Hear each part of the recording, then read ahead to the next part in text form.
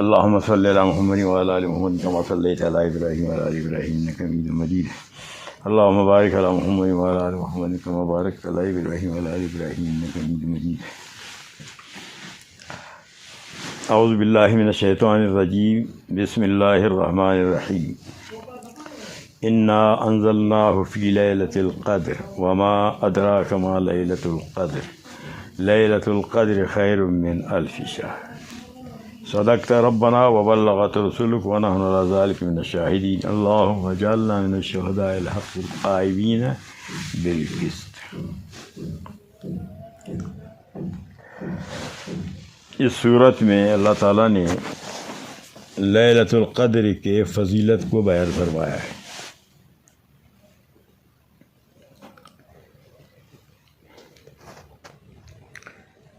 لیلۃ القدر کے اہمیت،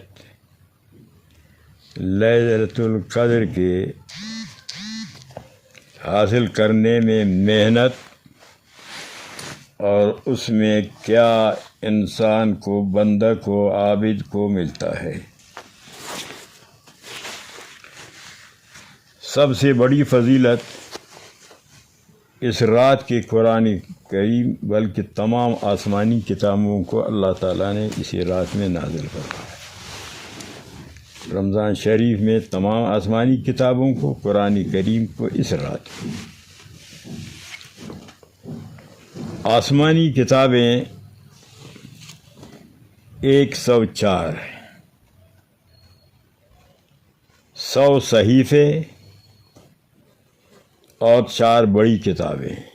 10 صحیفہ ابراہیم علیہ السلام پر، 10 آدم علیہ السلام پر، 20 اور 30 ادریس علیہ السلام پر، 50 شیس علیہ السلام پر. یہ 100 صحیفے.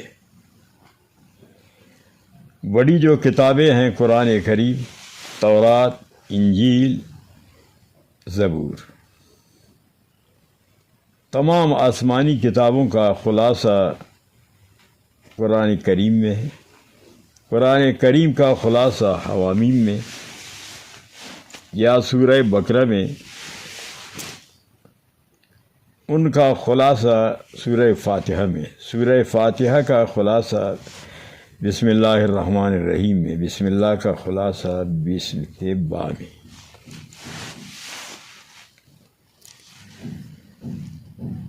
تو فرمایا کہ انا انزلناہ فی لیلۃ القدر.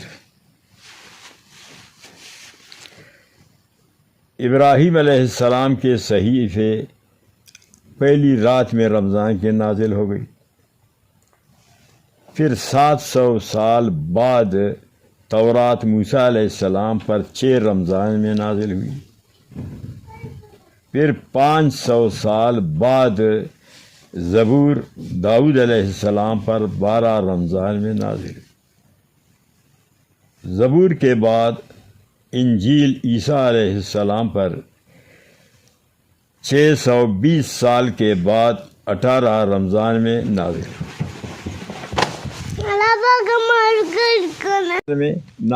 ہو گئی.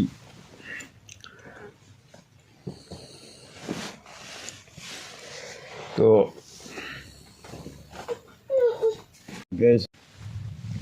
آسمانی کتابوں کا نزول ماہ رمضان میں. عیسیٰ علیہ السلام کے بعد 600 سال کے بعد اللہ تعالیٰ نے قرآن کریم کو نبی خاتم النبیین رسول اللہ صلی اللہ علیہ وسلم پر لیلۃ القدر کے رات میں نازل کیا. تو اس صورت میں قرآن کریم کے نزول کا ذکر ہے کہ انا انزلناہ فی لیلۃ القدر. ہم نے نازل کیا ہے قرآن. اب سوال یہ ہوتا ہے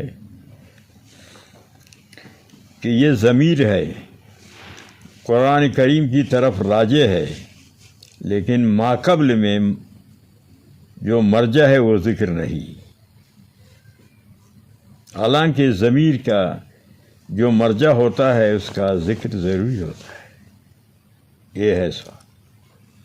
اس کا جواب یہ ہے، ایک تو جواب یہ ہے کہ قرآن کریم، قرآن یہ پورے قرآن کا نام ہے، یعنی یوں سمجھو کہ پورا قرآن پہلے نازل ہوا، جیسے شہر رمضان الذی انزل فیہ القرآن، تو وہ اس کا مرجع.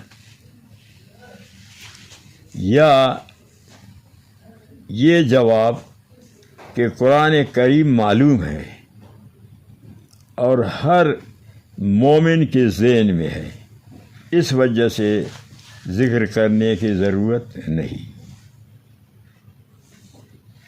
یا تیسرا جواب تفخیماً تعظیماً،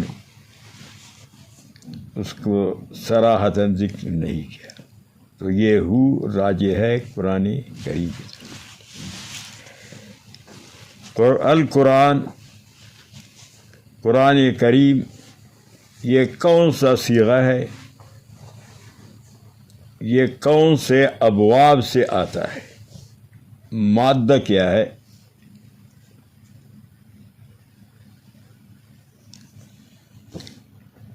ایک مادہ کاف رے نون ہے.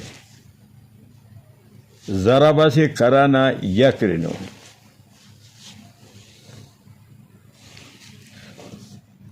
کرنن. نصر سے کرانا یکرنو کرانن، اور سمیع سے کرنا یکرنو کرنن. یہ کرنن، کرانن، کرنن یہ مصدر ہے. قرآن اس کا اسم مصدر، حاصل مصدر، مصدر کہو، حاصل مصدر کہو یا اسم مصدر. قرآن مصدر نہیں، اسم مصدر، حاصل مصدر. دوسرا اس کا مادہ ہے کاف رے حمزہ. تو فتح کی باب سے قرأ یقرأ، قرأن، قراءتن، پھر مصدر، حاصل مصدر قرآن. یا نصرہ کے باب سے مادہ کاف رے الف، قرأ یقرأ، قرأن، قراءتن، قرآن. تو ضربہ کے باب سے، نصرہ کے باب سے، سمیع کے باب سے، فتح یفتح کے باب منع یمنع، اور نصر ینصر. 5 باب سے قرآن کریم یہ حاصل مصدر ہے.